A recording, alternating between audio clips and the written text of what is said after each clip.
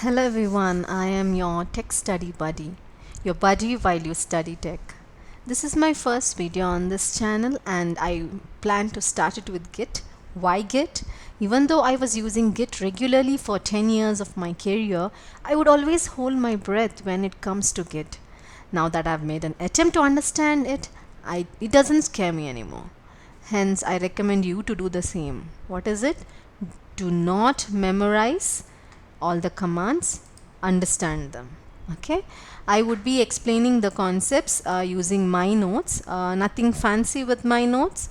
It's just pure content.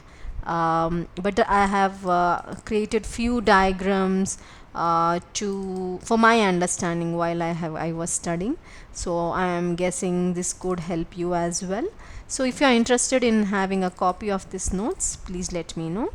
I'll be doing basic to intermediate first and later would decide on the expert level.